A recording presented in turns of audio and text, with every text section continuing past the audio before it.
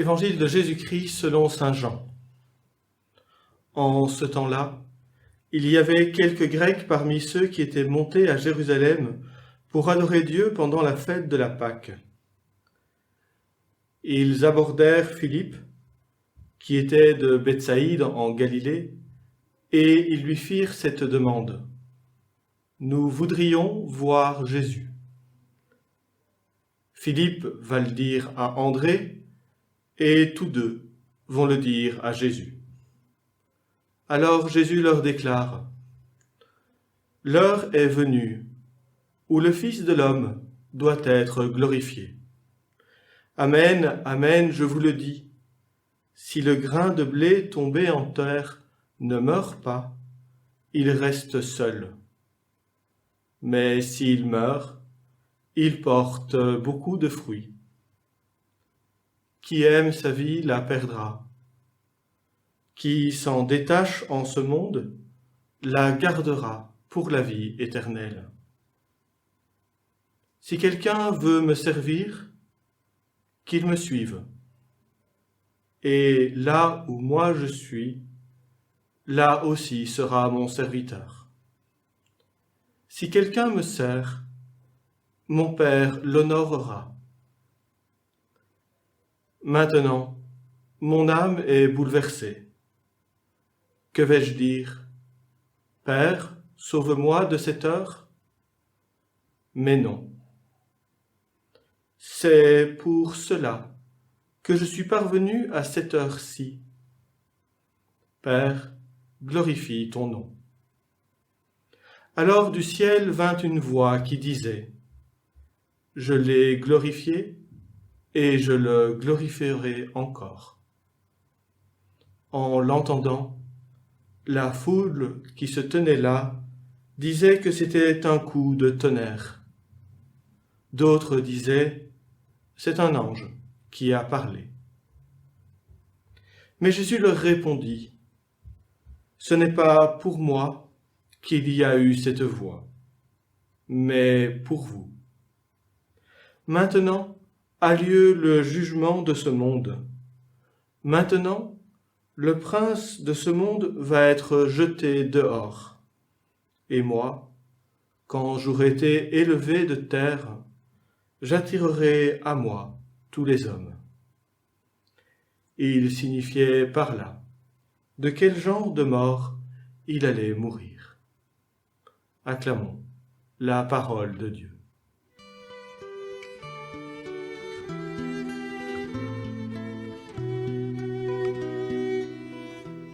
Frères et sœurs, l'évangile de ce jour commence par une question.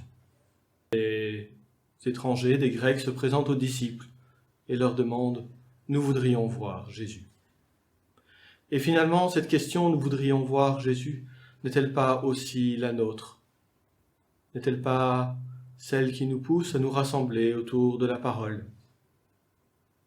Avant même d'entendre la réponse de Jésus, renouvelons en notre intimité ce désir de mieux le connaître, de le contempler pour ce qu'il est, pour ainsi mieux le servir et mieux le suivre.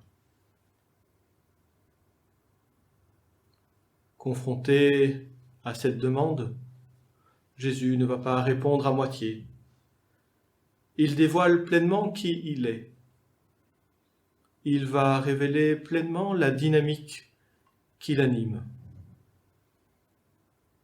Cette dynamique, c'est une dynamique de don, plein, amoureux et entier.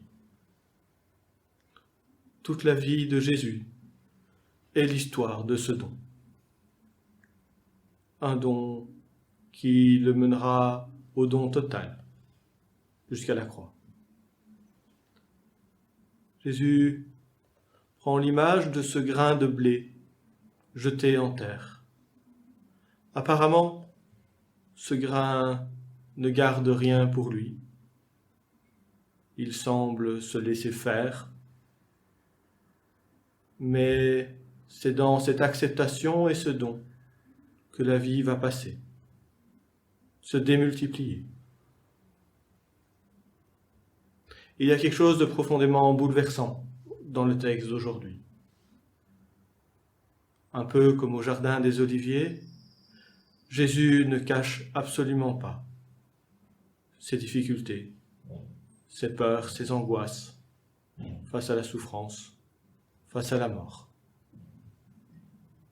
Ce faisant, il se révèle pleinement homme. Il révèle à quel point il partage nos propres hésitations, nos propres souffrances. Par cette réponse, Jésus nous invite à chercher à le suivre. Mais à le suivre là où il est vraiment. La question d'origine, nous voudrions voir Jésus, peut être chargée de beaucoup de sous-entendus. Nous voudrions voir un sauveur glorieux. Nous voudrions voir celui dont tout le monde parle. Nous voudrions voir celui qui fait tant de miracles. Par sa réponse, Jésus nous dit, si vous voulez me voir, vous devez me suivre là où on aime, là où l'on se donne, là où parfois on souffre. La contemplation du Christ ne peut pas être simple regard, pire voyeurisme. Elle implique que nous entrions nous-mêmes dans la même démarche. Oui, il nous faut mourir à nous-mêmes, mourir à nos égoïsmes, mourir à toutes ces occasions de nous faire passer d'abord, mourir à tous ces moments où mes intérêts sont premiers. Mais ce n'est pas tout ce que dit le texte. Nous sommes appelés à voir Jésus, mais nous sommes aussi appelés à entendre cette parole qui jaillit du ciel. Cette parole qui annonce déjà la glorification de Jésus, c'est-à-dire sa résurrection. Le don que Jésus fait de lui-même n'est pas don fait en vain. Il y a un lendemain qui s'ouvre. Et il en va de même pour tous nos dons, pour toutes ces occasions où nous aimons gratuitement. Regardons Jésus et entendons cette promesse. Dans le don est la vie, et la vie en plénitude. Une dernière chose. Les Grecs viennent trouver Philippe.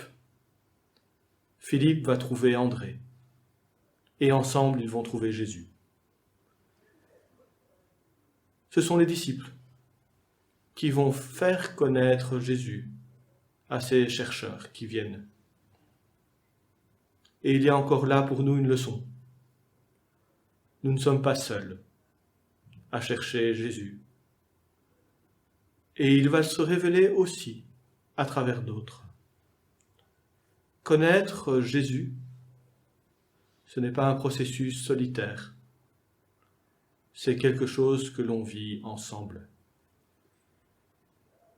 Alors, pour cette semaine, laissez-moi vous souhaiter de pouvoir voir Jésus là où il est, vraiment. De pouvoir le voir peut-être grâce à d'autres, en vous laissant guider par les témoins que Dieu mettra sur votre route.